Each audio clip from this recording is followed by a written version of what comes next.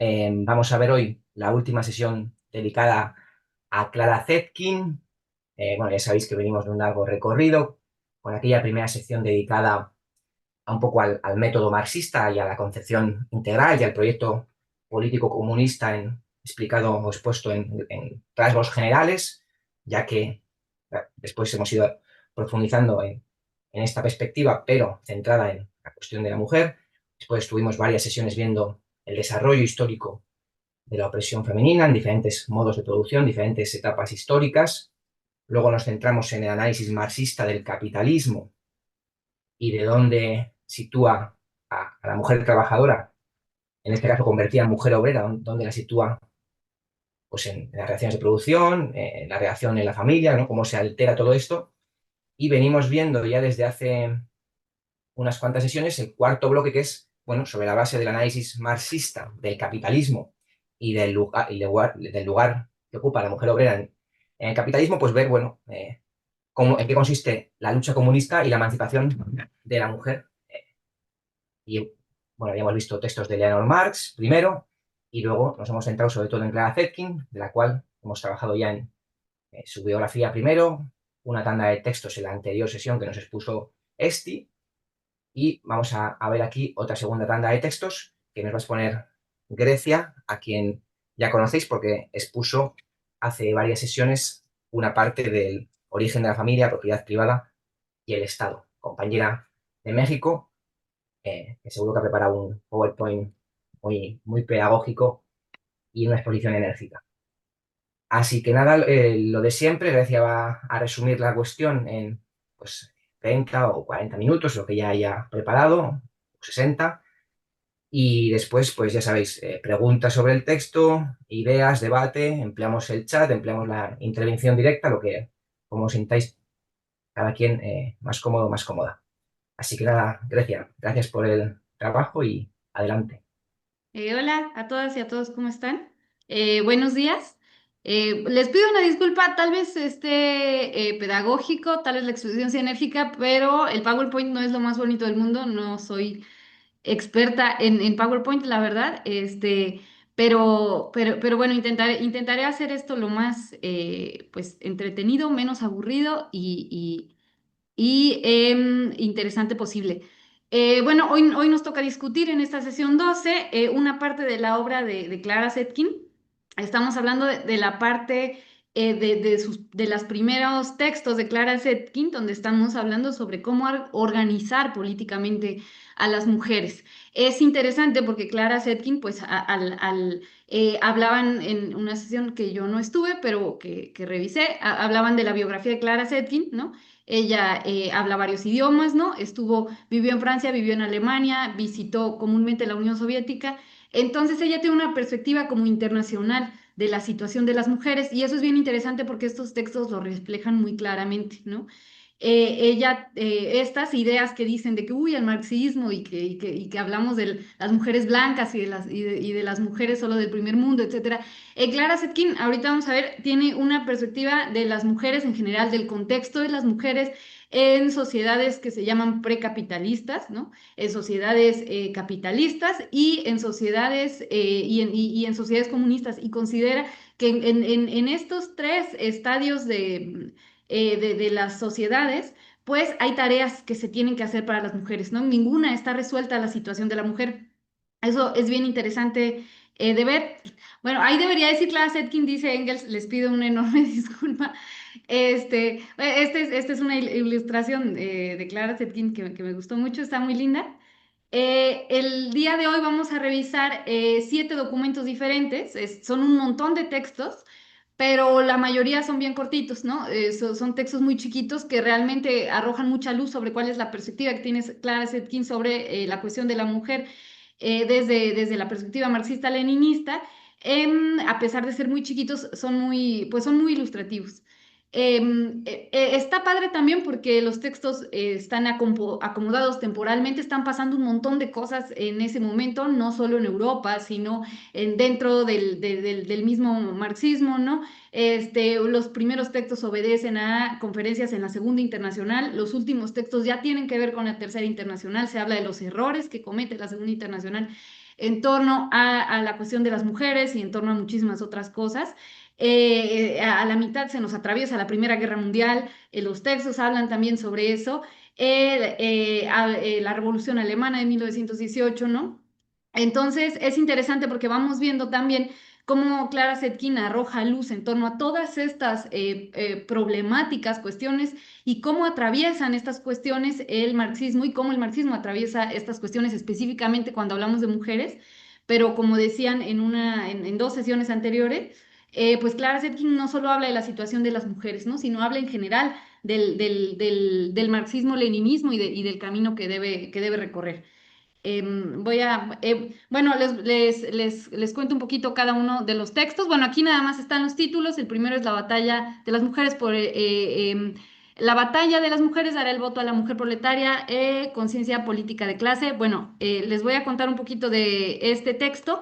Empezamos en 1907, ¿no? Las primeras discusiones en torno a las mujeres en este contexto es sobre el voto femenino. Se está discutiendo sobre si las mujeres deben tener derecho o no al sufragio femenino. Esta es una discusión que no obedece ni solamente a Europa, ni solamente a este periodo, sino que atraviesa todas las formaciones estatales durante el siglo XX en torno a estas dudas, ¿no? La propia izquierda, no la izquierda marxista-leninista, sino otras formas de izquierda, cuestionan el hecho de dar el voto a la mujer. Se tiene mucho miedo de que las mujeres, al acceder al voto, se vinculen más cercanamente con los gobiernos burgueses y con las formas de organización política burguesa. Y esta discusión se inserta en esas preguntas, en esas problemáticas. Se da en el contexto del Congreso Socialista Internacional de Stuttgart, 22 de agosto de 1907. Creo que es el último Congreso Socialista Internacional de la Segunda Internacional, no estoy segura, tal vez hay otros. Pero en este es la primera vez que se hace específicamente una conferencia femenina socialista internacional, donde convergen distintas mujeres socialistas que están haciéndose preguntas sobre el socialismo, pero también haciéndose preguntas sobre lo que las atañe a ellas específicamente como sujetos políticos, que es el hecho de ser mujeres. Y en esta conferencia va a dar esta conferencia Clara Zetkin, donde va a hablar sobre el derecho al voto de las mujeres y por qué es importante y por qué es necesario a pesar de los temores que se tienen al respecto. Em, ella nos dice, bueno, lo más importante, la premisa más importante para entender el derecho al voto de las mujeres es que este en general no elimina las contradicciones, la contradicción más importante que se le impone al libre y al armonioso desarrollo de las mujeres, ni en su vida en general ni en el trabajo, ¿no? Ni siquiera resuelve la contradicción general entre hombres y mujeres, porque pues la única manera de resolver esa contradicción de fondo es pues acabar con el capitalismo, ¿no? Sin embargo, dice ella, sí es un primer paso para que las mujeres tengan plenos derechos. Nos dice sí es un primer paso para acercarnos a constituir a las mujeres como sujetos políticos. Hay una frase interesante, nos dice Clara Zetkin, este paso, que es otorgarle el voto a las mujeres, prepara el terreno sobre el cual estos conflictos, es decir, los conflictos, las contradicciones sociales entre hombres y mujeres en este sistema capitalista, alcanzan su mayor grado de agudización, es decir, otorgarle plenos derechos políticos a las mujeres, es decir, pasar a que las mujeres tengan plena ciudadanía. Recordemos que cuando hablamos de sufragio, no hablamos solamente de sufragio, hablamos en general de que las mujeres alcancen la plena ciudadanía. Tengan los mismos derechos ciudadanos que tienen los hombres, no solo votar, sino también ser votadas, participar en cualquier forma de organización democrática, etcétera, ¿no? Alcanzar esa plena igualdad de derechos, esa plena ciudadanía al mismo tiempo que los hombres, en realidad no va a representar una igualdad para las mujeres, va a representar una agudización del conflicto. ¿Por qué? Porque entonces ahora el conflicto viene entre la cuestión del trabajo, lo profesional y la maternidad y lo doméstico. Ese conflicto se va a agudizar, pero este es el primer paso para llegar a ese conflicto y para que ese conflicto se resuelva. y la única manera de que ese conflicto se resuelva, pues es a través del comunismo, ¿no? Entonces, dice ella, es necesario alcanzar este paso, es necesario que las mujeres se vuelvan sujetos políticos. Esto puede que a mediano plazo no represente ninguna solución, sobre todo en una sociedad que sigue siendo capitalista, pero representa un primer paso para dar la lucha, la batalla completa en contra del capitalismo. Em, nos dice Clara Zetkin, el derecho de voto para la mujer representa el complemento político necesario de la independencia económica de las mujeres.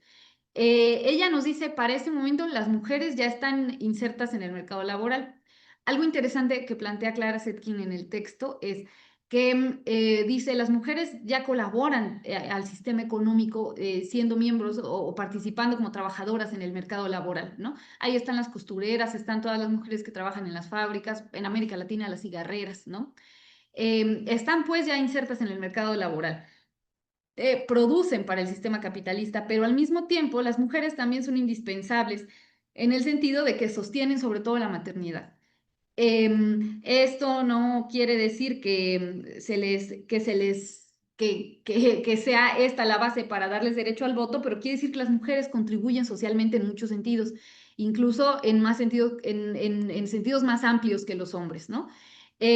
Las mujeres ya tienen pues esta capacidad de producción económica, pero para tener una plena independencia económica necesitan tener derechos políticos porque, bueno, una vez que uno produce económicamente, debe tener poder de decisión en torno a lo que se hace en su sociedad. Y si no, uno no tiene realidad e independencia económica, porque recordemos, bueno, que la vida económica está cercanamente vinculada con la vida política.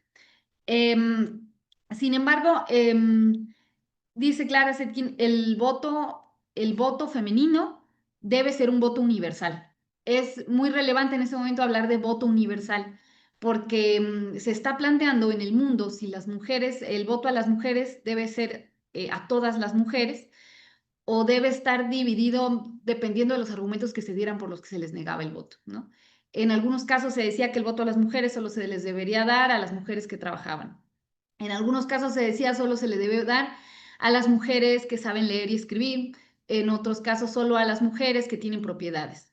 En algunos casos, por ejemplo, se llegó a decir a lo largo de la lucha sufragista, se llegó a decir que a las mujeres se les debía dar el voto solamente a las que comprobaran como una intachable vida moral o estar casadas.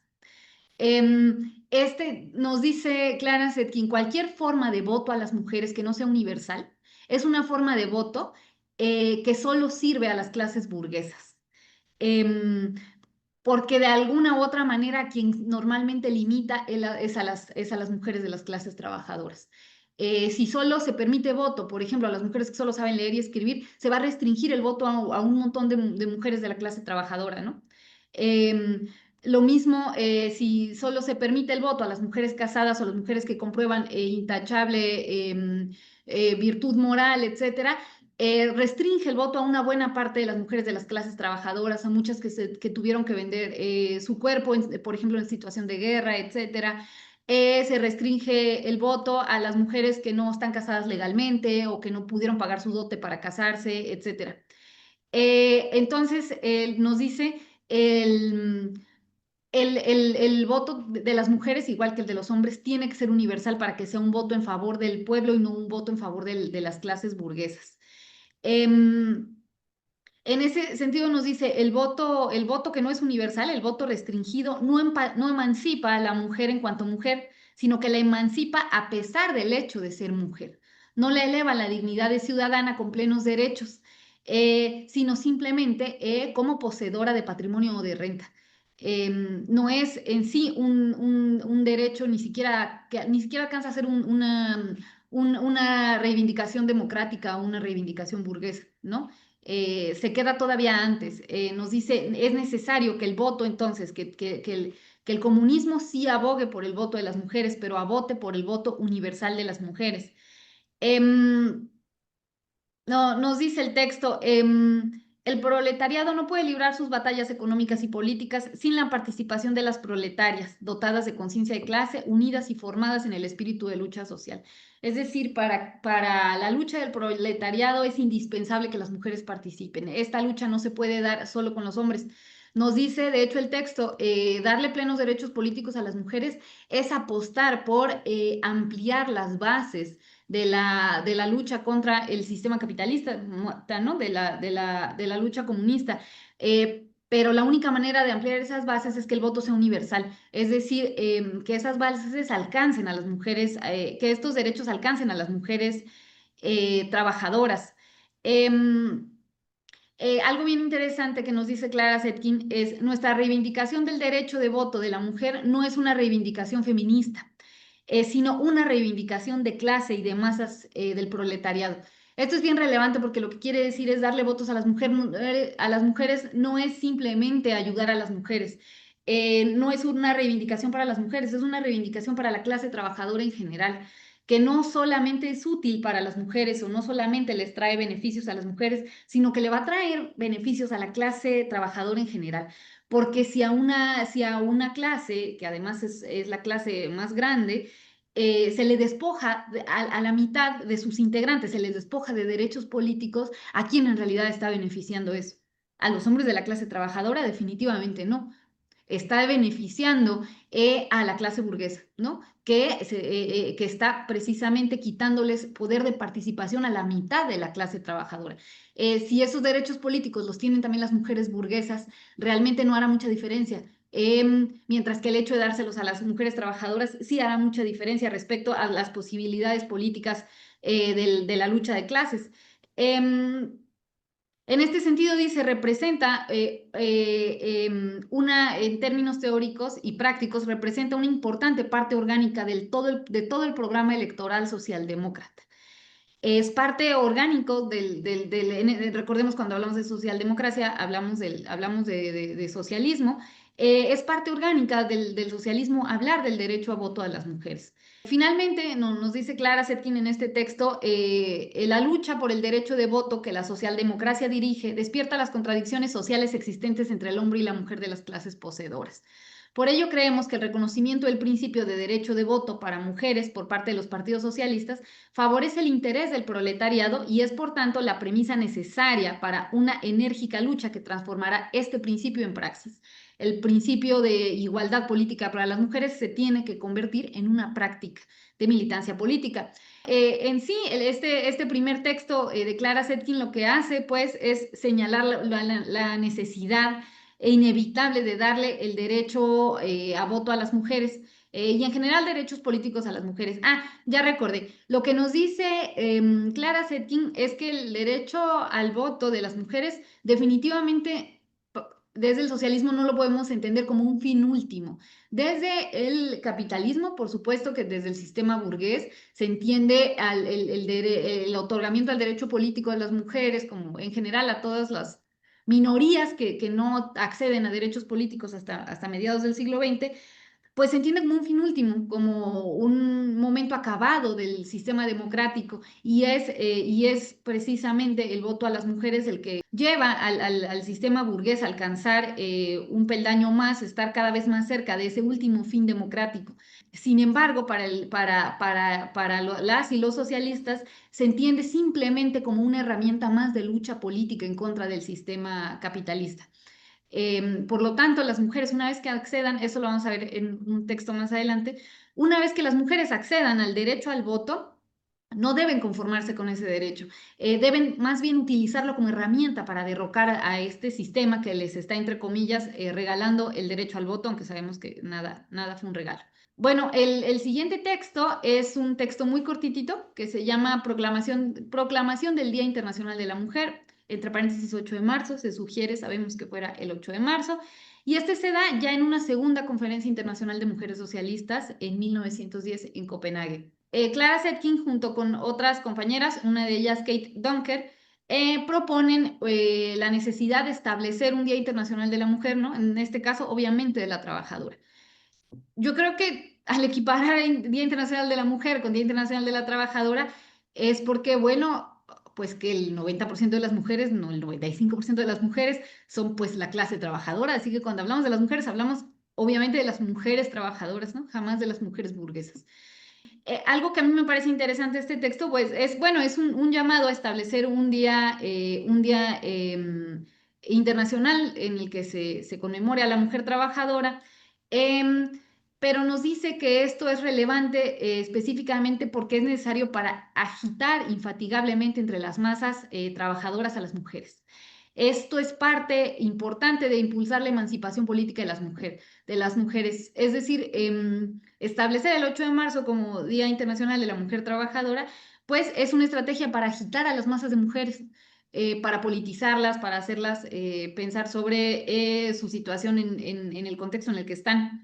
Y nos dice que dentro de este día, una de las cosas que se tiene que hacer es hacerse hincapié en la reivindicación de un sufragio femenino político pleno.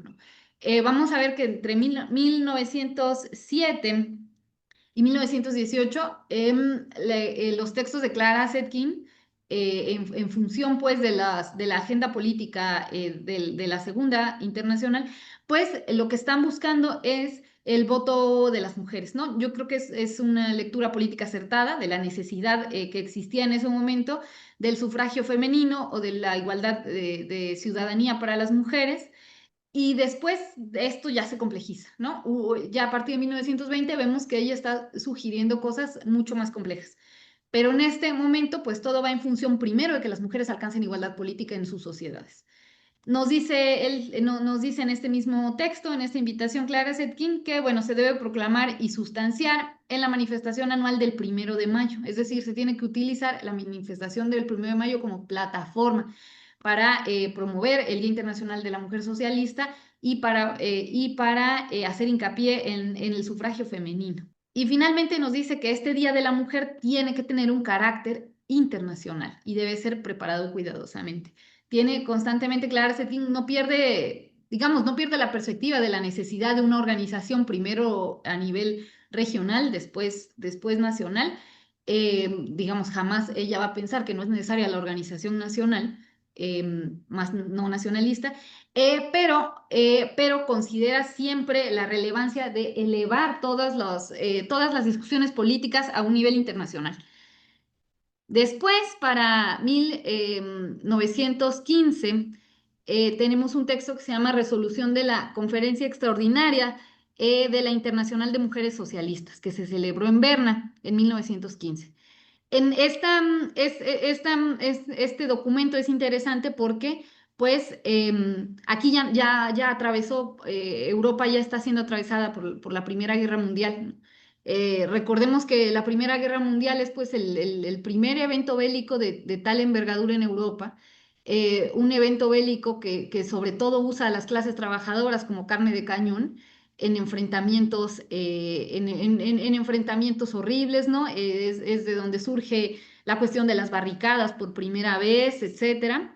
Son las clases trabajadoras quienes pagan física y mentalmente las consecuencias de una guerra que se da en función de la consolidación de estados-nación de la clase burguesa. En este sentido, bueno, es evidente y lógico que el socialismo se pusiera en contra de esta guerra, por supuesto, el socialismo que tenía una perspectiva política clara. Y en este sentido, bueno, Clara Zetkin redacta este documento donde sobre todo ella ya no se enfoca en la cuestión del sufragio, sino que habla sobre la cuestión de la guerra mundial, sobre por qué la primera, bueno, lo que en ese entonces se llamaba Gran Guerra, ajá, ahora le llamamos Primera Guerra Mundial. ¿Qué vínculo tiene esta guerra mundial con el imperialismo capitalista? Ella ya le está llamando imperialismo capitalista, es decir, las clases burguesas superan su carácter nacional y empiezan a expandir sus necesidades económicas a distintas regiones en esta noción de imperialismo capitalista. Em, ella dice, bueno, esta guerra mundial tiene mucha relación con esta necesidad de dominar y explotar más allá de las fronteras del Estado. Las clases burguesas han alcanzado su límite estatal y están buscando ahora dominar fuera de estas fronteras. Y cómo tiene relación también con los intereses financieros internacionales. Em, en una perspectiva pues política muy clara, ella dice, esta guerra mundial se opone irreconciliablemente con los intereses de las clases trabajadoras, no solo de los países que están en guerra, sino también de los países neutrales y del mundo entero. Ella dice, la guerra mundial está afectando, por supuesto, a las clases trabajadoras de los países que están en guerra, pero en realidad está afectando a todo el mundo y va a afectar a largo plazo a todo el mundo. Algo bien importante y que me parece importante porque además es algo que se puede extrapolar al presente, a hace 20 años, a hace 30 años, a hace 50 años, es que ella dice bajo la engañosa consigna de preservar los intereses de la patria, es decir, bajo un nacionalismo engañoso que más bien se refiere a los intereses de una burguesía nacional específica, em, se genera una forma de identidad nacionalista, Clara Zetkin le llama chauvinista, que está en realidad utilizando al pueblo, que en realidad está utilizando a la clase trabajadora, nos dice, está desperdiciando, dice, la propiedad y la sangre del pueblo trabajador. La propiedad, porque recordemos que están dilapidando cantidades de dinero absurdas en función de sostener estas guerras y lo que están provocando al interior de sus países es hambruna, es, son, es muchísima gente en la calle, hambruna, etcétera, ¿no? Entonces, si se están dilapidando, como desperdiciando la propiedad y la sangre del pueblo en función de una guerra que ninguna relación en realidad tiene con el pueblo, pero generan esta falsa identidad, esta falsa consigna nacional que hace creer que se está peleando por algo que tiene alguna relación con el pueblo. Em, Nos dice, esta lucha exige la energía del pueblo trabajador, su voluntad de sacrificio y su capacidad de lucha. Pone a las mejores fuerzas proletarias que podrían estar trabajando, que podrían estar produciendo en beneficio de su propia población, al servicio de las clases explotadoras y dominantes.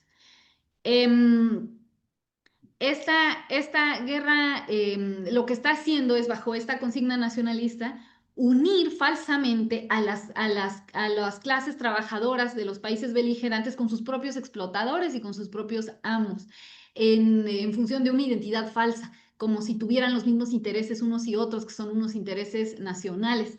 Y al mismo tiempo separa internacionalmente a estas clases trabajadoras de sus hermanos, que ella les llama hermanos, pues que son precisamente las clases proletarias de los otros países, ¿no? Haciendo falsos enemigos entre las clases proletarias. Esta estrategia no solo le sirve a las clases burguesas nacionales para poder ir ampliando su dominio y su poder en el resto de los países y ver qué burguesía nacional va a imponerse sobre las demás, sino que les sirve también en un doble sentido para desarticular las movilizaciones políticas que existían en ese momento en sus países, ¿no? Alemania es un claro ejemplo de esta situación y Clara Zetkin lo está viendo de manera muy clara, ¿no? Está sirviendo para desarticular la organización política que ya existía en sus países en función de defender a una burguesía nacional. Dice, esto impide a la clase trabajadora de llevar a cabo su gran misión histórica, que es la liberación del proletariado como logro de los proletarios unidos de todos los países. Algo importante que señala siempre Clara Zetkin es que cualquier logro de la clase proletaria en un país es un logro internacional, es un logro que lleva pues a un paso más para que la clase trabajadora a nivel internacional o la clase proletaria se emancipe. Esto, por supuesto, no quiere decir que debemos deshacer las formas de organización nacional ni los partidos nacionales, sino que se deben entender las luchas proletarias como en cada nación como luchas hermanas y como luchas que tienen el mismo propósito conjunto, ¿no? Más allá de las necesidades específicas de cada nación. Em, Nos dice Clara Zetkin, esta conferencia extraordinaria de mujeres socialistas está convencida de que un pronto cese de la guerra mundial solo puede ser impuesto por la clara e inquebrantable voluntad de las propias masas populares de los países beligerantes. bueno, ¿cómo terminó la Primera Guerra Mundial? Bueno, en parte tiene que ver con Rusia, ¿no? Con que Rusia sale de la Primera Guerra Mundial. Entonces, tan lejos como de esta lectura política no estaba Clara Zetkin. Y ahora, de nuevo, Clara Zetkin habla sobre cuál es la situación de las mujeres en esta guerra mundial. Y ella dice, son las mujeres, las mujeres trabajadoras las más afectadas por la guerra mundial. Em, Dice, bueno, las mujeres serán encargadas, igual que los hombres, de dirigir la paz, ¿no? De con voluntad de sacrificio, etcétera. Serán las encargadas de ponerle fin a esta guerra. Pero más allá de eso, señala que las mujeres son específicamente las más perjudicadas por la guerra. Em, bueno, eso no es en este texto, pero aún así lo voy a abordar ahorita porque estamos hablando de la guerra. Em, hay varias razones por las que las mujeres fueron las más afectadas por la guerra. Em, una de las más importantes, por supuesto, porque afecta en gran medida a la alimentación y a la economía familiar de quienes son responsables, obviamente, las mujeres. Nos dice en un texto más adelante que las mujeres son las que tienen un mayor grado de subalimentación en el país después de la guerra. Em, Cuando hace falta la alimentación, que es bueno, el elemento básico para la reproducción de la clase trabajadora, son normalmente las mujeres quienes se quedan sin comer, ¿no? Entonces son específicamente las mujeres las más afectadas cuando hay crisis de hambruna y de pobreza, ¿no? Al mismo tiempo que sus hijos, los bebés que finalmente se alimentan de ellas. Otra razón por la que las mujeres son las más afectadas en la guerra es porque a ellas se les permite ingresar, no voy a decir se les obliga porque no, pero se les permite ingresar a las fábricas como trabajadoras cuando los hombres se van a la guerra y se queda la burguesía sin mano de obra. Las mujeres entran pues prácticamente con plena igualdad por la situación en la que están a las fábricas a trabajar y una vez que los hombres regresan ellas son expulsadas. Existe muchísimo conflicto hacia las mujeres, no mucho desprecio y empiezan ellas a ser víctimas de una serie de descalificaciones en su trabajo, a quienes logran sostenerse dentro del trabajo y quienes son despojadas, bueno, son de nuevo aisladas y marginadas de los sistemas de producción y bueno, muchas pasarán a ser dependientes entonces, ya sea de sus padres o de sus esposos, y muchas otras tendrán que entonces vincularse con otras formas de supervivencia económica como son la prostitución. De eso habla un poquito más adelante Clara Zetkin. Pero bueno, en este texto nos está hablando de la necesidad de oponerse como socialistas a la guerra mundial. ¿Por qué? Porque no es una guerra que tenga ninguna relación con la clase trabajadora, sino que es decir, no se trata de ser pacifistas por ser pacifistas o porque uno esté en contra de la guerra. Hay guerras que son necesarias, ¿no? Pero son las guerras de la lucha de clases.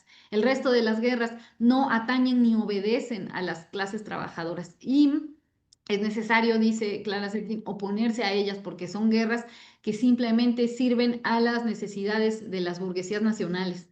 Y pues en función de un nacionalismo absurdo, se está sacrificando la vida de las clases trabajadoras.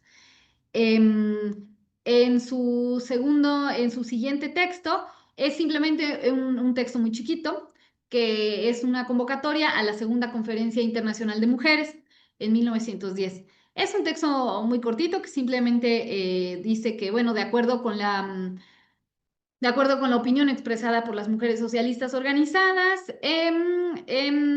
con el Secretariado Internacional de las Mujeres Socialistas, la abajo firmante convoca a la Segunda Conferencia Internacional de Mujeres Socialistas en Copenhague en 1910.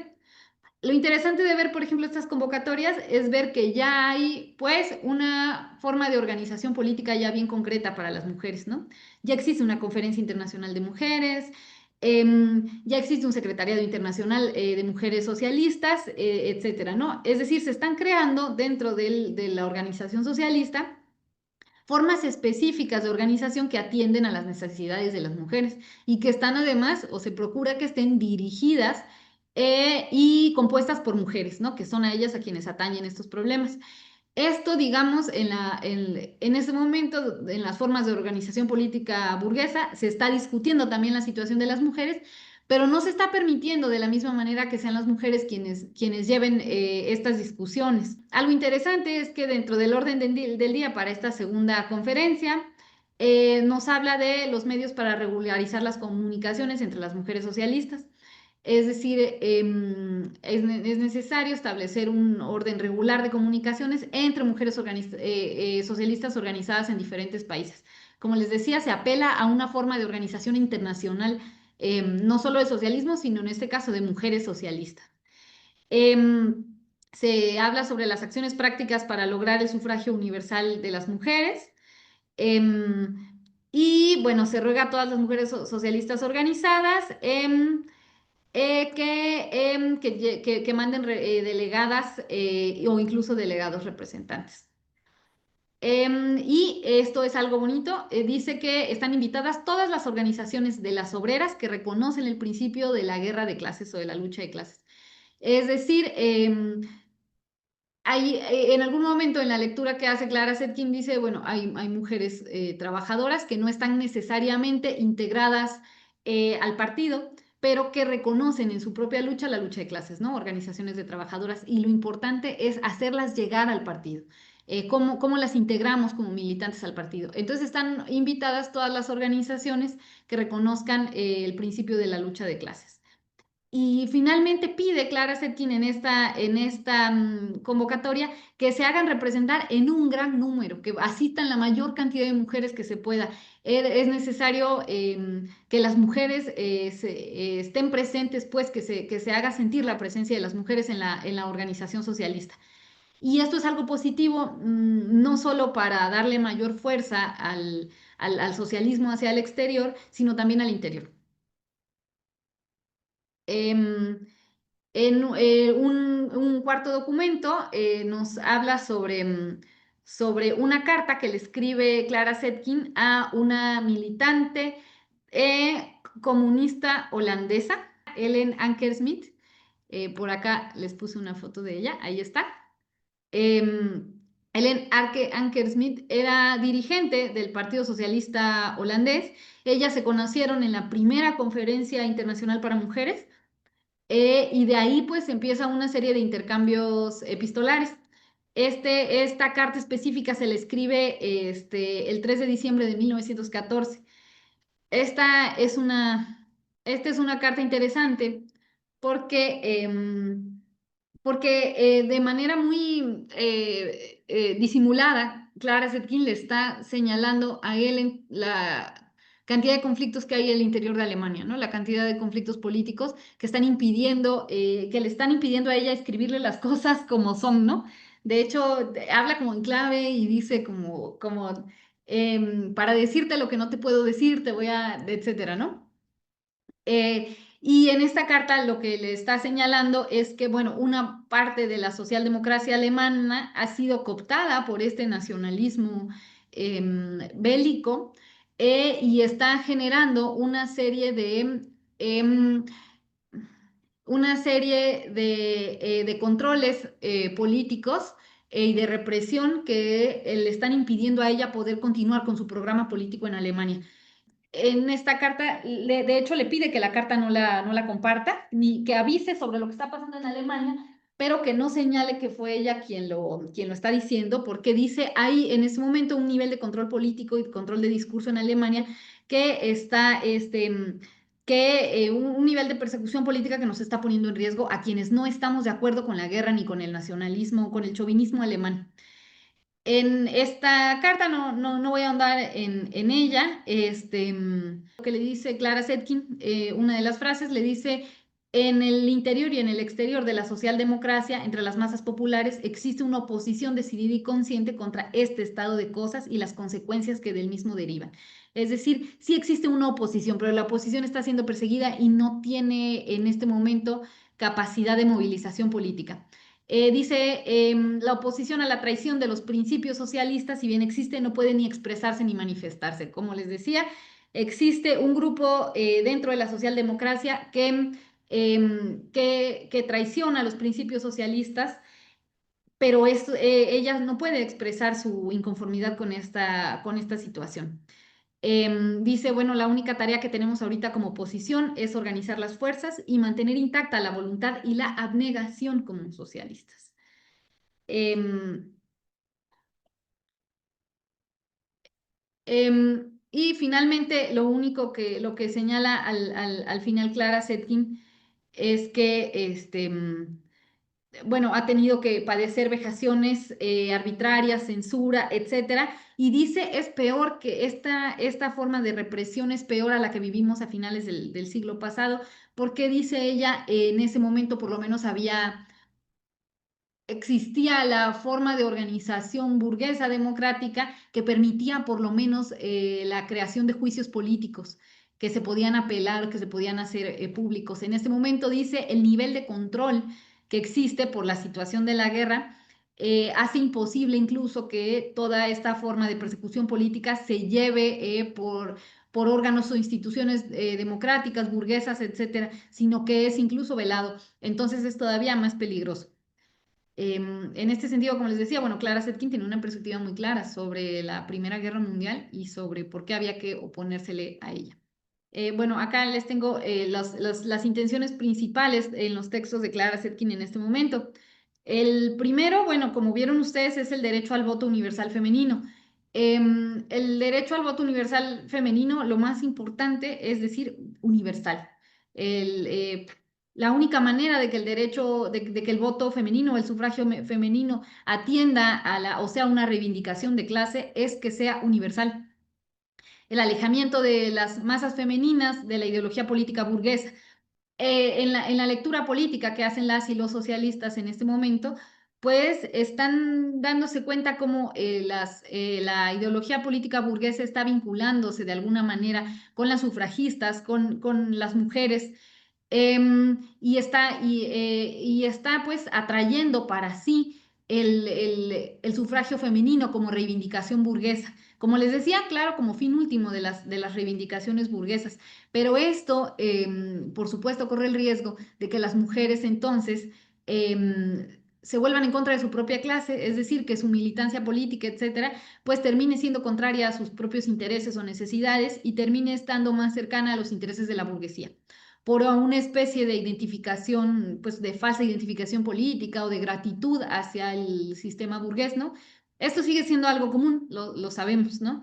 La falta de conciencia de clase en las mujeres puede llevar a esto.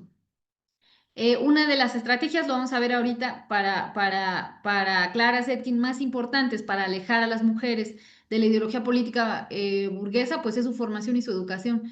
No podemos, las mujeres no pueden conformarse como clase política si no están educadas, si no saben leer y escribir.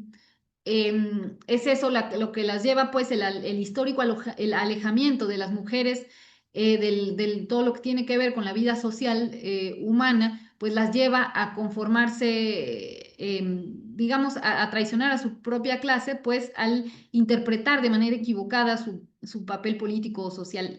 Y por eso, para Clara Zetkin, más allá de ella ser mujer, es tan importante que las mujeres se integren como tal al sistema comunista o al sistema socialista. Finalmente, hay un último texto donde Clara Zetkin se refiere a una situación muy relevante.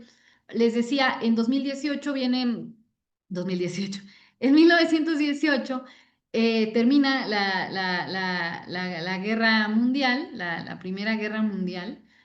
Alemania termina muy, muy golpeada después de esta guerra económicamente y políticamente.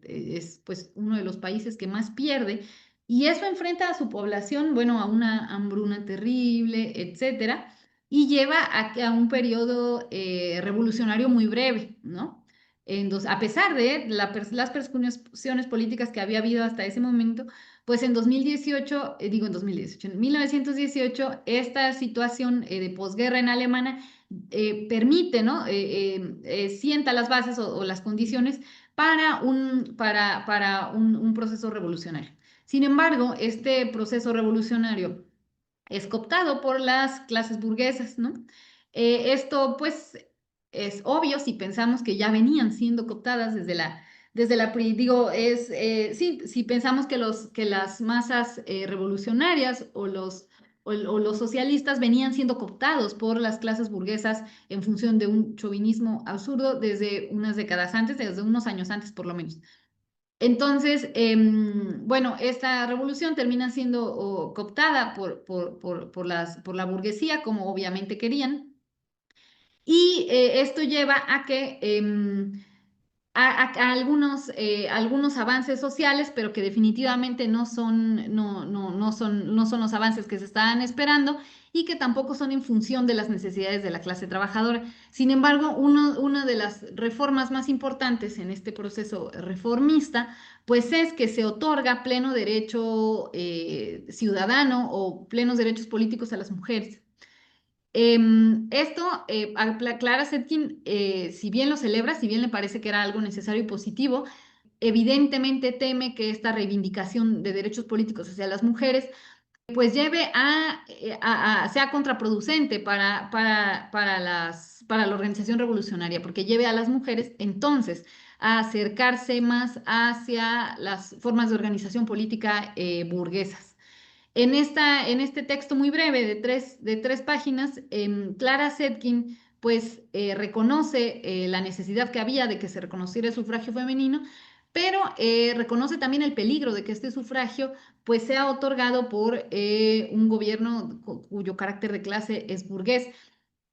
Si pensamos desde 1907 hasta este momento, esta reivindicación femenina o esta reivindicación política para las mujeres viene siendo disputada por estas dos clases, ¿no? En la lucha de clases por los obreros organizados o por la clase proletaria organizada y por otro lado por la burguesía. Esta revolución permite, bueno, a la burguesía ponerse a la cabeza. Evidentemente, la única reforma que va a permitir es esta, la de integrar a las mujeres con plenos derechos a la sociedad. Y esto puede ser peligroso porque entonces esta reivindicación, bueno, queda del lado de la clase burguesa. Pero es evidentemente una reivindicación incompleta, porque como bien dice Clara Zetkin, pues nunca va a ser una reivindicación completa mientras se dé en el seno de una forma de organización estatal burguesa. Ella en este sentido dice que no se entienda este sufragio femenino como el premio por una lucha, sino que es el regalo que se da de una revolución que fue soportada por las masas proletarias, que de una revolución cuyo estandarte era democracia integral y todos los derechos para el pueblo, plenos derechos para las mujeres. Es decir, hay que entender, ella dice en este sentido, entonces es una reivindicación de clase, como les decía en textos anteriores, o sea, lo está diciendo Clara Zetkin desde 11 años antes, ¿no? La igualdad de derechos de las mujeres es una reivindicación de clase. Dice, ¿acaso nosotras, mujeres, no somos pueblo? No somos la mitad del pueblo y por lo tanto la mitad del sacrificio de millones de hombres al imperialismo. Nunca como ahora la mitad más grande del pueblo alemán. ¿Por qué dice nunca como ahora la mitad más grande del pueblo alemán? Pues porque se habían muerto muchísimos hombres en la guerra, ¿no? En ese sentido, si bien las mujeres siempre hemos sido un porcentaje más alto de la población, nunca como en ese momento en el que habían muerto tantos hombres. Pero era necesario entonces que esa mitad más grande se identificara como pueblo, se identificara como parte de la clase trabajadora y no en contra de la propia clase trabajadora. Em, hace en este texto Clara Zetkin algunas críticas a la clase burguesa que en ese momento gobierna Alemania. Nos dice, los conservadores están descubriendo que tienen un corazón democrático. Al mismo tiempo, los demócratas burgueses se dan cuenta de que su tipo de acción debe ser conservador, es decir, tienen que ser reaccionarios. Más allá, dice, del límite que determinan los intereses de clase burgueses, el principio democrático debe abdicar a favor de la praxis capitalista. Es decir, hay ahí un giro circular en el que, bueno, el conservadurismo se vuelve democrático y al mismo tiempo la democracia se vuelve conservadora y se vuelve reaccionaria. Em, y que este principio democrático siempre tiene que estar en función de la praxis capitalista. Dice Clara Zetkin, sin embargo, la piel de cordero disfraza al lobo. Es decir, hay que tener miedo de esta clase burguesa que disfrazada de democrática y buscando la plena igualdad de derechos de todos, en realidad lo que está buscando es continuar con procesos de explotación de la clase trabajadora. Dice ella, en realidad solo existen dos posibilidades. O el proletariado detenta todo el poder político para la realización de su objetivo final, que es la superación del capitalismo por el socialismo, o bien el proletariado no detenta ningún poder, sino solo una parte mínima del mismo para poder realizar reformas que no amenacen el sistema capitalista. Estamos aquí en la clásica dicotomía entre reformismo y revolución, ¿no? Ella dice el reformismo nunca va a ser suficiente. Hay dos opciones, el proletariado tiene el poder o no lo tiene, y no importa cuántas reformas se hagan, el proletariado sigue sin tener el poder. Y el hecho de que las mujeres tengan el sufragio universal definitivamente no quiere decir que tengan el poder, simplemente quiere decir que ya son una parte más de este engrane político que implica el sistema democrático burgués. Es importante que forme parte de ese engranaje para poder destruirlo. Sin embargo, formar parte de ese engranaje no es definitivamente el fin último de la clase trabajadora. Em, Finalmente, bueno, nos dice Clara Zetkin, el socialismo no en tanto que teoría social, sino como praxis social, es el imperativo del momento. En ese momento, el socialismo debía convertirse en praxis social. Las tareas impuestas por la adquisición de bienes alimenticios y materias primas, por la desmovilización, por la reconstrucción de la economía completamente disgregada, solamente puede ser realizada mediante soluciones socialistas, si se quiere que las masas populares no se conviertan en víctimas de una situación insostenible. Bueno, después de esto vendrá pues una serie de asesinatos y de persecuciones a los miembros del Partido Socialista Alemán, etcétera, que llevarán a lo que sabemos que termina con la Segunda Guerra Mundial, ¿no? Pero está diciendo Clara Zetkin, esta situación de crisis absoluta que está viviendo Alemania solo puede ser resuelta en manos de las clases trabajadoras. Y bueno, era cierto, era necesario que intervinieran las clases trabajadoras, los procesos de absoluta represión y por supuesto la traición de una buena parte del socialismo alemán lleva a que eso no sea posible y que se viva después una cuestión todavía más difícil. Finalmente tenemos un último texto. Este texto es el más largo y el más importante, porque el texto se llama Directrices para el Movimiento Comunista Femenino. Un texto en el que con toda la claridad política que caracteriza a Clara Zetkin, pues señala cuáles son, nos da pues las pautas de acción para el movimiento femenino, para el movimiento comunista femenino en las distintos... en las distintas formas de organización estatal donde exista. Empieza ella, bueno, estableciendo algunas premisas que ya conocemos y que ya se han dicho, yo creo que hasta el cansancio, como que, bueno, en realidad la causa más profunda de la situación del privilegio de los hombres frente a las mujeres es la propiedad privada y que esto es el fin último que se debe de transformar para que hombres y mujeres puedan estar en igualdad plena. Es decir, debe dejar de existir la propiedad privada, bueno, de los medios de producción como la conocemos. Nos dice la abolición de la propiedad privada, de los medios de producción y su sustitución por la propiedad social, la inserción de la actividad de la mujer en la producción de bienes sociales. Todo esto va a llevar a que las mujeres dejen de vivir explotación y opresión. Otra cosa que dice que conocemos, dice, las reivindicaciones del movimiento femenino burgués han demostrado ser impotentes para garantizar plenos derechos de todas las mujeres. Aunque lo sabemos de memoria, a mí esta afirmación me parece bien relevante de traerla al presente, ¿no? Pues creo que en este momento tenemos más claro que nunca que estas reivindicaciones del feminismo burgués pues son impotentes para garantizar nuestros plenos derechos, ¿no? En los países con mayor conflicto económico, con los países más dominados pues por las clases burguesas internacionales, pues los vemos todavía más exacerbados, ¿no? Pero a nivel internacional podemos ver que el feminismo burgués que viene gestándose desde finales del siglo XIX, pues hasta la fecha ha resultado absolutamente impotente para garantizarnos a las mujeres plena igualdad de derechos, tanto en la teoría como en la práctica.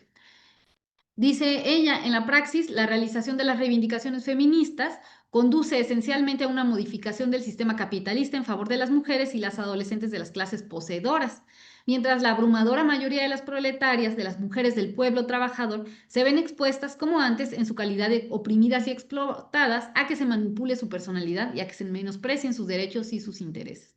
Es decir, esta reivindicación de derechos hacia las mujeres en muchos sentidos sirve a las mujeres propietarias, pero a las mujeres de la clase trabajadora finalmente seguimos en una situación explotada y complicada. Bueno, habla sobre el derecho al voto y cómo es una necesidad, pero finalmente es un instrumento, igual que muchos otros, para que nos integremos como clases, como clase, hombres y mujeres, y podamos derrocar el sistema capitalista. Nos dice, bueno, el comunismo es el único sistema social que reúne las exigencias de plena igualdad, garantiza una plena libertad y justicia al sexo femenino. Nos dice que es muy relevante que el socialismo valore la actividad materna como parte de la prestación social que hacen las mujeres a su sociedad, ¿no? Nos dice algo importante, nos dice la lucha femenina no puede ser solamente el resultado de una lucha contra la posición social privilegiada del sexo masculino. Es decir, sí tiene que ser una lucha contra la posición social privilegiada del sexo masculino, pero no puede ser solamente eso. Solamente el comunismo puede realizar, puede llevar esta lucha a una lucha común de mujeres y hombres proletarios contra los privilegios de las clases burguesas poseedoras y explotadoras. Nos dice también, por supuesto, que esta lucha no puede ser posible sin la activa e iluminada participación de las mujeres comunistas. Es decir, la liberación de las mujeres no puede darse sin el socialismo, pero el socialismo tampoco puede dar la batalla sin las mujeres. Bueno, y en este sentido nos habla, como les venía diciendo, del efecto que tuvo la guerra en las mujeres, de por qué las mujeres son particularmente afectadas en la guerra. El aumento de los alquileres, el aumento de la comida, a quien afecta más es a las mujeres. Las mujeres, nos dice, son las personas que en este momento están más mermadas de salud, padecen subalimentación crónica, como les decía, fatiga excesiva en la fábrica y también en la economía doméstica, en intentar sostener la economía doméstica. Hay índices muy altos de mortalidad infantil que tiene evidentemente mucha relación con las mujeres y con la salud de las mujeres. Les decía, hay un problema, el trabajo profesional de las mujeres había aumentado extraordinariamente durante la guerra, esto también pasa en la Segunda Guerra Mundial, y se ven expulsadas de las fábricas una vez que termina la guerra. Algunas no son expulsadas, son mantenidas, pero sus condiciones laborales se ven afectadas muchísimo. Al mismo tiempo viven acoso, digamos, una situación moral difícil porque se ven muy acosadas y muy criticadas por integrarse a las fábricas. Nos dice, pasa una situación, dice, los capitalistas y la administración estatal, dice Clara Zetkin, le tiene mucho menos miedo a la mujer en paro que al hombre en paro. ¿Por qué? Porque las mujeres están, como mínimo, dice Clara Zetkin, políticamente ignorantes y desorganizadas. Por eso a ellas no les tienen miedo y por eso han sido ellas, una vez que viene un exceso de mano de obra, pues son ellas, y esto pasa en todo el mundo y lo vemos cada vez más, de manera cada vez más evidente.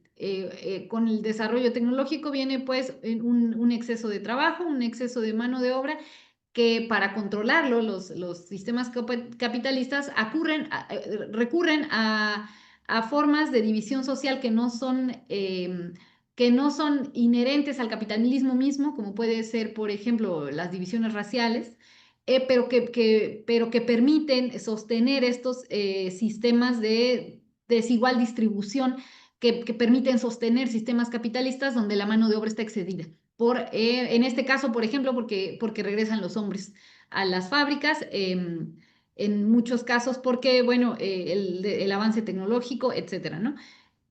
Finalmente, bueno, el capitalismo en sí mismo, ¿no? En el finales del siglo XVIII, principios del XIX, una vez que se establece la forma de producción industrial, pues las mujeres salen como más trabajadoras, salen del trabajo artesanal y precisamente es esa división precapitalista entre hombres y mujeres la que permite pues aislar mucho más a las mujeres del sistema económico en función de una cuestión cultural, ¿no? Y bueno, en este caso son precisamente las mujeres las más afectadas por esta crisis económica en la que hay un excedente de mano de obra y son ellas quienes son expulsadas de las fábricas. Y pues, ¿por qué? Más allá de cuestiones biológicas y culturales, porque las mujeres, en una cuestión histórica, son ignorantes y están desorganizadas. Son ellas, por lo tanto, bueno, quien se llevan la carga más difícil de esta situación. El sistema capitalismo considera que las mujeres que están en paro, que no tienen otra manera de subsistencia, pues pueden llevar cosas al mercado a vender. Esa es una forma de producción o de supervivencia económica clásica, ¿no? En todas las formas, en las formas de organización incluso precapitalistas por parte de las mujeres. Y finalmente dice como última mercancía, las mujeres pueden vender su propia feminidad. Las mujeres están dispuestas pues a elaborar otras formas de supervivencia económica. Por eso, pues, hay más posibilidades, hay mayor posibilidad de que ellas sean vejadas de esta manera. Y por eso es tan urgente que las mujeres se organicen y se eduquen. Nos dice, no, nos dice Clara Zetkin, solo utilizando en los más distintos sectores de actividades todas las energías y capacidades de las mujeres, la sociedad conseguirá compensar la inmensa destrucción de bienes materiales y culturales que provocó la guerra y aumentar en justa medida su riqueza y su cultura. Aprovechando el trabajo también de las mujeres y no solo de los hombres, podrá Europa superar la crisis económica en la que se vio envuelta. Bueno, finalmente, Clara Zetkin, dentro de estas premisas, llama a todas las mujeres del pueblo trabajador a integrarse como clase, y a dar la lucha de clases. Hace una crítica a la Segunda Internacional, a por qué, decíamos en ese momento ya se funda en 1919, ¿no? La Tercera Internacional. Entonces, en este momento ya se han separado todos ellos de la Segunda Internacional, y Clara Zetkin señala las razones por las que la Segunda Internacional, bueno, es obsoleta en este momento. Nos dice que se dejó influir cada vez más por el reformismo oportunista que se insertó en el movimiento obrero en Alemania y en general en el mundo con la Primera Guerra Mundial, y que por eso era necesario separarse de ella. Dice en cuanto a la cuestión de las mujeres, dice que hay un problema con la Segunda Internacional, que es el distanciamiento entre la praxis y la teoría. Dice cuando se habla de la situación de las mujeres, la Segunda Internacional, pues, y eso lo vemos en las conferencias que ella dictó, pues la Segunda Internacional hace hincapié en la necesidad de abordar la situación de las mujeres, en elevar a las mujeres trabajadoras como clase, y en formarlas y en educarlas, pero en realidad en la práctica deja de lado estas necesidades. Y eso hace, dice, que incluso en la situación de las mujeres, la Segunda Internacional sea obsoleta, no solo en el resto de premisas en las que falla, pero también en la cuestión de la reivindicación de los derechos de las mujeres. Más porque dice, bueno, fueron las mujeres las más afectadas por la guerra, y en la Segunda Internacional no se atreve, ¿no? A oponerse a la guerra mundial. Dice, las mujeres socialistas de los estados beligerantes y neutrales fueron las primeras en iniciar un intento tangible para imponer solidaridad, la solidaridad de los explotados contra los comandos nacionales y socialpatriotas traidores, así les llama a los socialistas que, bueno, de alguna manera traicionaron sus principios en esta guerra mundial. Dice, son las mujeres las primeras en señalar que esto está mal. Y bueno, son ellas las primeras traicionadas. Dice, en realidad, la Segunda Internacional, además, por lo demás, dice, no ha creado nunca un órgano que promueva a nivel internacional la realización de los principios y reivindicaciones a favor de la mujer. En ese sentido, dice, bueno, es necesario abandonar la Segunda Internacional y empezar a organizarnos las mujeres en torno a la Tercera Internacional.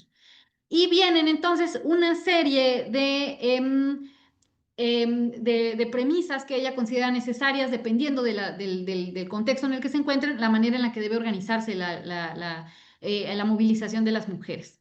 Dice, en países que ya han conquistado el poder estatal, en países en los que el proletariado conquistó el poder estatal, como es el caso de Rusia en ese momento, obviamente, dice, bueno, se necesitan, nos dice, movilizaciones generales de mujeres en todas las luchas. Nos habla, bueno, voy a decir las cuestiones generales porque creo que ya he hablado demasiado, pero las cuestiones generales que se tienen que atender en un país en el que el proletariado ya conquistó el poder estatal son integrar a las mujeres a este poder de Estado en varios sentidos, en un sentido militar, generar milicias femeninas, enfermeras rojas, trabajo de formación educativa en el ejército, es decir, integrar al ejército a las mujeres en formación educativa. Por un lado está esa integración, por el otro lado hay una parte de integración de las mujeres al sistema económico, ampliar la participación de las mujeres en las labores de reconstrucción económica. Las mujeres sabemos ya estaban integradas al sistema económico, pero integrarlas plenamente y con igualdad de derechos, etcétera. Formar a las mujeres proletarias, a las campesinas y a todas las mujeres trabajadoras en general, es necesario una profunda labor de formación y educación. ¿Por qué? Porque mujeres que no están formadas y que no están educadas pueden representar incluso un peligro para la misma organización socialista. Integrar a las mujeres políticamente, es decir, integrar a las mujeres en los soviets y en todos los órganos de control y administración, incluso en la ciencia, pero integrarlas, digamos, como participantes activos, integrarlas no solo como en las organizaciones de masa, sino también en las organizaciones que son de administración y de control. Generar organizaciones que atiendan la situación específica de las mujeres, las necesidades específicas de las mujeres, e integrarlas a ellas como principales, como impulsoras de estas organizaciones y de las necesidades que resuelvan. Finalmente, pues, insertar a la economía tradicional familiar en la economía general de la sociedad, entendiendo que la forma de economía familiar, pues, es más atrasada y es más reducida. Eso es algo que hasta la fecha se reivindica mucho y se romantiza, ¿no? En este mito como de lo natural y etcétera, pero hacer entender que estas formas de economía tradicional, son tecnológicamente atrasadas y que generan trabajo extra para las mujeres. Y bueno, obviamente reivindicar la labor de la maternidad como parte del trabajo social que hacen las mujeres a la sociedad. Eso en líneas generales sería la forma de integrar a las mujeres o la lucha de las mujeres en un país que ya es socialista. En los países en los que el proletariado sigue luchando por la conquista del poder, bueno, lo que se tiene que hacer es distinto. Por un lado, hay que hacer una lucha y un encuadramiento de las mujeres como miembros con iguales derechos dentro del Partido Comunista, ¿no? Pues así como dentro de un sistema socialista, las mujeres gozan de igualdad, de plenos derechos políticos y económicos y sociales, pues ¿por qué dentro de un partido socialista no gozarían de los mismos derechos si a eso se apela? Entonces, bueno, hay que encuadrar a las mujeres como miembros con exactamente iguales derechos y deberes en el Partido Comunista. Igual, optar por una educación de las grandes masas femeninas proletarias en función de una educación evidentemente socialista. Luchar por una plena igualdad de derechos dentro del mismo sistema capitalista, utilizar de manera revolucionaria y clasista el derecho al voto, que es lo que vemos que todos estos años está intentando hacer Clara Zetkin con el sufragio femenino. este, que las mujeres funjan como electoras para elegir consejos obreros revolucionarios, económicos y políticos, es decir, integrar a las mujeres políticamente, pues si no se puede en el Estado, porque no se tiene el control del Estado, integrarlas políticamente dentro de los partidos, pelear por una paridad de salario para las mujeres, y lo mismo, intentar explicar a las mujeres el carácter atrasado de la economía familiar. Algo bien importante que señala en el caso de estas sociedades capitalistas, donde se está luchando por conseguir la hegemonía obrera, dice, regular la sanidad pública, promover que se integren más doctoras y médicas mujeres a la atención de mujeres y adoptar medidas que combatan la prostitución. No a las prostitutas, pues, sino las necesidades que hacen, la marginación que hace que las mujeres tengan que dedicarse a la prostitución, ¿no? La marginación económica que viven las mujeres que las hace dedicarse a un trabajo que es marginal. En este sentido, al mismo tiempo, al no señalar que quien se debe atacar es a las prostitutas, que eso es algo que a veces se discute mucho, habla Clara Zetkin de que es necesario superar la doble moral sexual distinta para los sexos. Eso es algo bien importante. Y en ese sentido, si ella dijera lo que hay que atacar es a las prostitutas, pues estaría estaría poniéndose del lado de esta doble moral sexual, pero no, ella habla de que en este sentido es importante atacar esa doble moral sexual que permite a los hombres el libertinaje sexual y a las mujeres les castiga por lo mismo, y que esta misma situación, como hemos visto en en otras sesiones, bueno, lleva precisamente a la prostitución. Finalmente, ella caracteriza otro modo de organización estatal, que es el precapitalista. Ella nos habla también de qué hacemos en los países que no han alcanzado ese nivel ese estadio pleno de desarrollo capitalista, donde las mujeres viven aún más formas de explotación, porque pues conviven la explotación capitalista con la explotación precapitalista y toma pues un carácter distinto. Y dice el principal elemento que se debe hacer, o la primera medida que considera que hay que tener Clara Zetkin es superar los prejuicios, hábitos y costumbres de los preceptos religiosos que degradan a la mujer como esclava de su casa. Acá no solo hay que combatir un sistema capitalista esclavizante para las mujeres, sino un sistema religioso esclavizante para las mujeres. Lo mismo, luchar por plena igualdad jurídica, pero dice es necesaria una asistencia radical a las mujeres pobres y explotadas. Y finalmente, tomar medidas y reglamentaciones que permitan el paso de formas precapitalistas de economía y de vida social a unas formas de organización económica en función del comunismo. Finalmente, Clara Zetkin nos habla, en esto ya no voy a ahondar, de cómo se tienen que organizar las organizaciones de mujeres. Primero nos habla de que tiene que haber una comité de agitación femenina por distrito y que tiene que dirigir conferencias. Este comité de agitación femenina debe pasar a un comité de agitación femenina nacional, que tiene que tener su propio secretariado general que tiene que ser femenino, y de esta forma de organización nacional se tiene que partir a una organización internacional. En este sentido, para Clara Zetkin, bueno, la organización socialista de las mujeres no dista mucho de las formas de organización socialistas generales, ¿no? Que deben pasar de lo distrital a lo nacional y a lo internacional, pero sin perder de vista las formas de organización específica local. Por mi parte, creo que sería todo. Discúlpenme porque siento que hablé muchísimo y que me súper pasé del tiempo. Aquí estaban, perdón, acá están las formas de organización de cada país. Y bueno, de mi parte, creo que sería todo y pues quedo abierta a preguntas y a comentarios. Muy bien, Grecia. Muchas gracias por la síntesis. Y nada, pues eso, pasamos a Muchas preguntas, gracias. comentarios, intervenciones.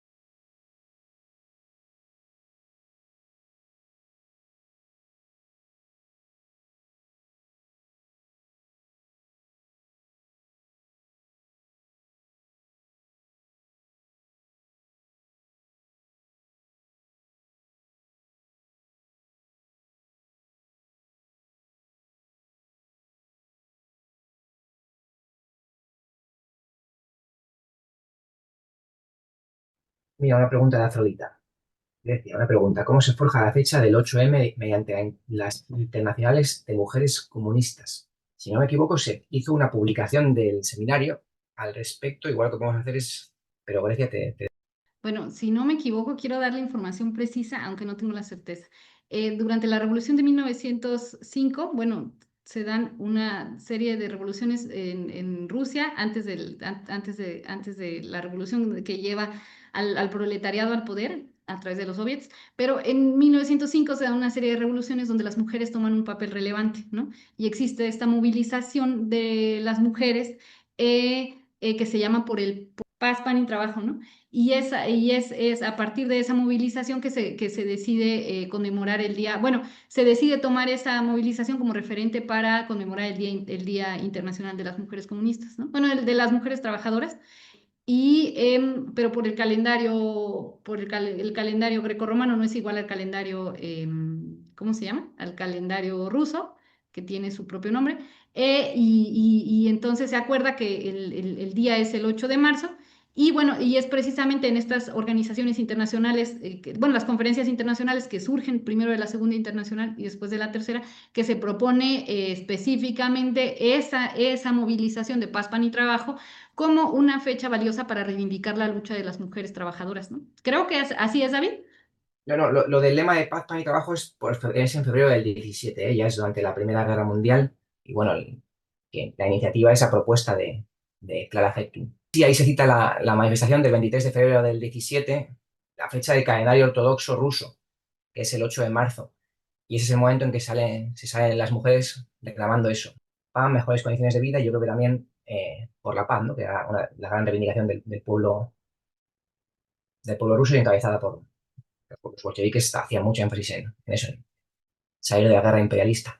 Pero bueno, en la publicación está explicado en nada, en 10 diapositivas, con muy poquito texto y encima combatiendo un poco otras versiones que se han difundido.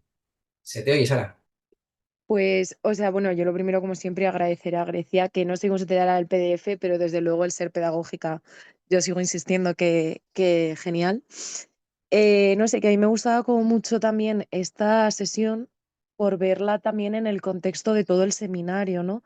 Como al final cae por su propio peso toda esta leyenda negra que tiene el marxismo-leninismo y que no tiene posicionamientos respecto del problema de la mujer, las tareas de la mujer obrera y tal, ¿no? Entonces, como la diferencia entre estas primeras sesiones, que eran igual algo mucho más teórico o de análisis de situaciones pasadas, histórico y tal, no como al final todo esto lo que conlleva es pues bueno, que al final esos cuadros comunistas que se van generando por el camino, pues bueno, del lugar pues a todo lo que recoge las tareas más inmediatas, ¿no? Teóricas, pero por supuesto también prácticas, que es parte de lo que nos ha explicado hoy Grecia con la exposición de la sesión.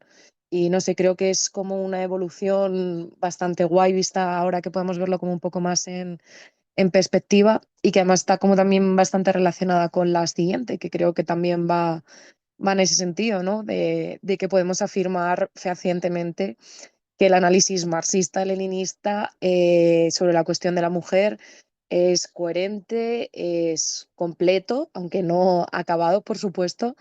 Pero no sé, a mí como que esta sesión me gusta mucho también verla desde ese contexto porque, no sé, me parece también bastante guay desde esa perspectiva. Bueno, para contestarte un poquito, Sara, es bien interesante, ¿no? Porque además, sí es cierto que hubo una izquierda que se opuso a la incorporación política de las mujeres, ¿no? A la plena igualdad de derechos, pero no fue la izquierda socialista, ¿no? Porque simplemente porque las bases teóricas de la izquierda socialista tendrían que traicionarse para impedir que las mujeres se incorporen políticamente pues al destino de sus estados, ¿no? Y de sus formas de organización política. Entonces, como es bien necesario hacer hincapié en esto, ¿no? En que definitivamente, si bien hay izquierdas que hasta la fecha se oponen a la incorporación política plena de las mujeres, jamás va a ser la izquierda socialista, ¿no? Adelante, Román. Hola, muchas gracias por la exposición. Yo tenía una pregunta que enlazaba con lo último que has dicho, porque observo de un tiempo a esta parte que hay un tipo de reivindicación de unos roles relacionados con la religión de las mujeres que se reivindica como algo antiimperialista o sí, que tiene algún tipo de reivindicación pseudo-feminista, quiero decir, pero no sé. Y a raíz de esto que decía Clara Zetkin, de provocar o fomentar un rechazo hacia roles tradicionales que tienen que ver con fundamentalismos religiosos o tradiciones culturales precapitalistas, todavía semifeudales y tal. Creo que existe una dificultad por parte del comunismo y del marxismo-leninismo de comunicar la necesidad de superar esos roles de género sin, digamos, ser metido en el cajón de un discurso colonial o imperialista. Sí, quería lanzar ahí un poco la idea para saber qué pensabais al respecto. Bueno, yo voy a aprovechar para responder porque a mí me gusta mucho hablar de esto y aprovechar el tiempo para hablar de esto. Que existe una tendencia a reivindicaciones no solo en términos de género de las mujeres, sino incluso reivindicaciones en términos sociales e incluso como de formas de producción económica que apelan a formas precapitalistas, sobre todo como en sectores sociales que no tienen formación política, ni histórica, ni social, ¿no? Y que, bueno, al no tener horizonte, un horizonte más allá que el pasado, por no tener visión de futuro en función de no tener formación, pues no les queda que apelar a formas de organización previa. ¿Por qué? Bueno, pues por supuesto porque las formas de organización capitalistas son horribles, nos están destruyendo nuestras relaciones sociales en todos los sentidos y lo único que nos queda es mirar al pasado, ¿no? Esto pasa cuando uno no tiene una formación comunista, ¿no? Que le proporcione una visión de futuro. Y no solo lo veo en la cuestión de las mujeres, por ejemplo, se reivindican formas de producción económica precapitalistas que, como bien dice Clara Zetkin, le quitan tiempo a las mujeres, son obsoletas, son absurdas, y que en el presente se están reivindicando como bastiones anticolonialistas, anticapitalistas, etcétera, pero que si uno precisamente se coloca políticamente del lado de un espectro que se le llama anticolonial o que se le llama anticapitalista, pero sin posicionarse específicamente como comunista, puede caer en este tipo de formas de pensamiento que son, dice Marx, retrógradas y reaccionarias, ¿no? Por ejemplo, reivindicar el hacer tu propio yogur o cultivar tu propio maíz, en el caso mexicano, ¿no? Que está súper bonito, pero que nos lleva a formas de nuevo de esclavitud femenina, ¿no? Y que no hay necesidad de hacer si tenemos formas de producción, modelos de producción que son eficientes y que son efectivos, y que el problema en sí mismo no es ese modo de producción industrial, sino las relaciones sociales detrás de ellas, ¿no? Pero creo que es el riesgo cuando uno no hace lecturas políticas reales, ¿no? Sí, Román. Sí, que hasta ahí estamos de acuerdo. Mi pregunta era más bien que existe una dificultad a la hora de conectar con esos segmentos de la población que defienden ese tipo de posicionamientos, porque a todas luces existe ahí un potencial reivindicativo, revolucionario, que busca, sí, que tiene un anhelo feminista y un anhelo anticapitalista y un anhelo anticolonial y todo lo que tú quieras, pero cuando, digamos, o sea, hablando mal y pronto, cuando venimos los comunistas con las soluciones, desde su punto de vista estamos haciendo lo mismo que hacían los imperialistas cuando venían con sus, entre comillas, soluciones. Ir a decirles lo que tienen que hacer. Y esa dificultad, superar esa dificultad, me resulta muy clave a día de hoy y sí, quería lanzar, o sea, y no sé muy bien cómo se hace. Esa era más bien la pregunta, en plan, ¿existe alguna idea o tienes alguna idea de cómo cogerlo eso? Bueno, yo te voy a hablar desde mi experiencia en la militancia, ¿no? Yo creo que hay como este tipo de situaciones tienen una serie de causantes y factores que son externos y una serie de factores que son internos, ¿no? Yo creo que los más graves y los más problemáticos son externos, ¿no? Y que tienen que ver con la cantidad de propaganda capitalista que se recibe, ¿no? Y esta cantidad de propaganda capitalista que no necesariamente se dice en un lenguaje de, no, pues es que el capitalismo es lo mejor, sino precisamente en un lenguaje disfrazado que dice que toda forma de aprendizaje nuevo y de enseñanza y de comunicación de información es imposición, ¿no? Que toda forma de conocimiento que sea internacional o universal es imposición, es colonial, es imperialista, ¿no? O sea, a mí me pasa incluso dando clases que tengo estudiantes que de pronto en sus lecturas, pues obviamente cortas de la realidad social, consideran que incluso, por ejemplo, llevar un modelo educativo específico es una imposición, ¿no? Y que la educación las deberían llevar las familias y desaparecer al Estado. ¿Por qué? Porque vienen de formas ideologizantes capitalistas, ¿no? Que se les vienen imponiendo desde las redes sociales, la televisión, incluso la escuela desde muy niños, ¿no? Eso es algo que es bien difícil de combatir, ¿no? Porque pues es mucho más grande que lo que podemos hacer. Yo la verdad es que pienso que en términos prácticos, o sea, ya hablando como de la praxis, hay que hacer un esfuerzo por hacer una especie de síntesis entre unas cosas y otras. Es decir, entender qué es como lo más relevante o digamos, los principios básicos del marxismo de los que no nos podemos desprender y que estamos dispuestas a dialogar y a platicar con otras personas, ¿no? En ese sentido, a nosotros nos ha funcionado y a nosotras, por ejemplo, sobre todo en estas, cuando apelamos yo estoy específicamente en este momento en una organización que pretende acercarse a las mujeres. Y bueno, acercarnos a las mujeres es precisamente complicado porque se han insertado en las organizaciones feministas estas formas de pensar, ¿no? Es donde yo creo que están más insertas. Y entonces poder encontrar las maneras de dialogar para decir, vale, es muy valioso que hagas tu propio yogur, es muy valioso que siembres tu propio maíz. Y si bien a mí, como marxista-leninista, me parece que puede que sea un trabajo ocioso y que no necesariamente va a transformar el mundo, si tú lo quieres hacer individualmente y a ti te llena emocionalmente, súper positivo.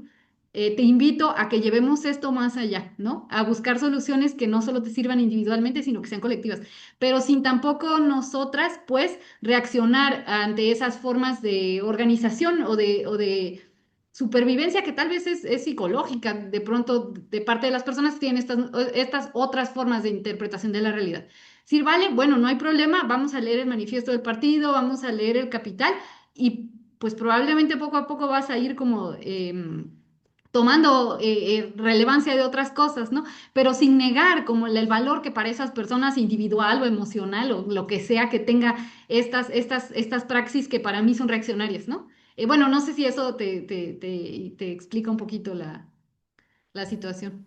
Sí, muchas gracias. Pequeño aporte al hilo de lo que ha comentado Grecia, y yo creo que se ve en los propios textos estos de Zetkin. O sea, la preocupación de Zetkin es continuamente la fuerza obrera. De hecho, lo dice en el primer texto muy claramente. La clave de todo es la fuerza obrera y toda su preocupación organizativa en torno a la cuestión femenina, en torno a la guerra, cómo organizarse, el patrón de medida es ver si el partido es cada vez más fuerte y la conciencia comunista está cada vez más extendida entre la población obrera. Y en torno a eso se hace todo el trabajo. El texto que mando por el chat es un texto de Lenin sobre la cuestión religiosa. Todos sabemos que también la cuestión religiosa es delicada, porque si uno hace un ataque sin concesiones y en todo momento y constante a la sensibilidad religiosa de la población, pues en un país religioso lo único que va a hacer es distanciarse de amplias masas de trabajadores y eso no es la actitud comunista. Quienes han llevado esa actitud han sido, en algunos casos, los anarquistas y republicanos radicales que han cargado contra la Iglesia a toda costa, contra la religión a toda costa, como el máximo mal de la humanidad, sin tener un análisis del modo de producción capitalista. Y en cambio, los partidos comunistas siempre han, tratado de organizar a la clase obrera, evitando dañar, que la sensibilidad religiosa destruya o divida al movimiento obrero, por supuesto, haciendo siempre propaganda de pensamiento científico, del pensamiento ateo, pero calibrando en qué momento hay que hacer énfasis en cada cosa y siempre luchando contra quienes, desde el uso de la religión, han querido debilitar el movimiento obrero, sustraer a una parte del mismo, mediante excusas religiosas, de ciertas reivindicaciones, ¿no? Entonces hay que, cada momento, en cada circunstancia, hay que medir y siempre la premisa es cómo organizar más al movimiento obrero, cómo extender la fuerza del Partido Comunista, cómo extender la conciencia comunista entre la clase obrera. Que yo pienso, Román, que, bueno, no pienso que el marxismo-leninismo tenga un problema con esto, una debilidad del marxismo-leninismo. Yo creo que tenemos una debilidad los comunistas en Occidente. Nuestra debilidad, pienso que por falta de marxismo-leninismo precisamente, por unas décadas difíciles, trabajar en las potencias imperialistas no es fácil, siempre es más fácil desviarse hacia la reforma, hacia el reformismo, es algo que ya padeció el movimiento obrero y que ya combatió Lenin y Zetkin, como hemos visto. Yo creo que el marxismo-leninismo no tiene la culpa, que nos da las herramientas. Nosotros tenemos que usarlas todas ellas. Muchas gracias. Pues bueno, parece que no salen por aquí más comentarios.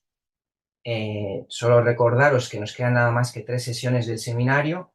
La siguiente, como ha dicho Sara, es sobre, bueno, mostrar que todo lo que hemos visto, sobre todo a partir de Zetkin y Kollontai, pues tiene otra serie de autores, vamos a ver también textos de Rosa Luxemburgo y de Ryazanov y también otro de Kollontai, pues viendo que este análisis marxista-leninista de la opresión y emancipación femenina y la práctica comunista, que no es lo que haya dicho un autor en un momento dado, ¿no? Sino que es, bueno, toda una concepción y una actividad orgánicamente desarrollada a partir del pensamiento de Marx y Engels, que la empezaron a desarrollar ellos dos, y luego, como hemos visto, pues Bebel continuó, Zetkin ha continuado, Lenin ha continuado, en fin, y ver que esto no es un accidente, sino que es parte medular del marxismo, ¿no? Por eso en el diccionario, el gran diccionario del marxismo que ha sacado la República Popular China hace 5 o 6 años, pues tenía una entrada, una de las entradas del diccionario es la cuestión de la teoría marxista de la emancipación de la mujer. Entonces nos queda esa sesión siguiente y luego un último bloque que es dictadura del proletariado y emancipación de la mujer, es decir, ya cuando se ha conquistado el poder, qué campo de actividad se abre eh, para la emancipación en este aspecto. Así que nada, Grecia, si quieres cerrar con alguna reflexión. Vale, bueno, para mí creo que la reflexión es, eh, pues no se trata, ¿no? Acá hacemos insistencia como en determinados autores, ¿no? Y no porque se trate, pues, de aquí de romantizar la vida o la obra de alguno, ¿no? O de volverlos nuestros santos, sino por las lecturas políticas específicas que son relevantes, ¿no?